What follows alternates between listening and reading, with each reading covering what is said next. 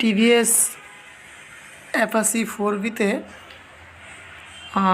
Service due লেখা যে চিহ্নটা যে দেখতে পাচ্ছেন, সার্ভিস ডিউ লেখা উঠেছে। এই সার্ভিস ডিউ লেখা চিহ্নটা কীভাবে অফ করব।